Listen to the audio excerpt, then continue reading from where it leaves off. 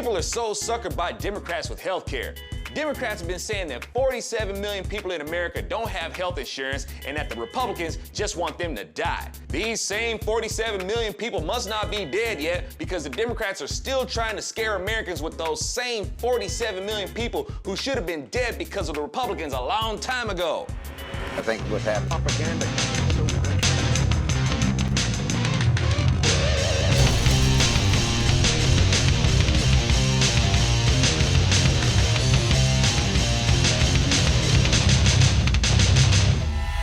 Attitude towards health insurance is the same way I feel about education.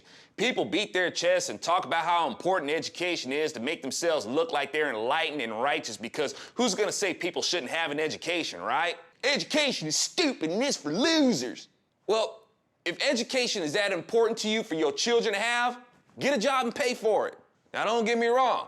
Uneducated people will result in being a huge problem in this country, so it's worth the investment to have public education. Now, I don't care if a state wants to provide public education, but I don't agree that their government should be taxing income to pay for it. That's a violation of our property rights, and the schools are always demanding more money. Now, private schools are always portrayed as fancy schools with lots of money in them, but in reality, it's the public schools that have the most money in them.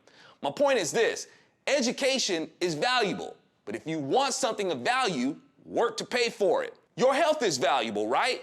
And if health insurance is so important, then it should be important enough to pay for. Well, Mr. Zoe, not everybody can afford it. Well, if the government would stop taxing us, because they're not supposed to, and also they're not supposed to be paying for things they're not supposed to be providing with our money, more businesses could hire and pay employees better so more people could afford it. And because more people would be buying insurance, that would bring the cost of insurance down. And still to this day, the liberals got you believing that privatized healthcare will just stop your treatment without any remorse.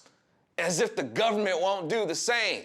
If you think privatized healthcare treats you like a number, you're in for a rude awakening with the government-controlled healthcare. Oh, oopsie, careful, Mr. President. There is a cliff here. You know what? Maybe this isn't going to help. Maybe you're better off not having the surgery, but taking the painkiller. But, Mr. President, we're not just talking about my pain. We're talking about my life. No, I need a pacemaker. Why do you think people risk their lives to leave their country to come here?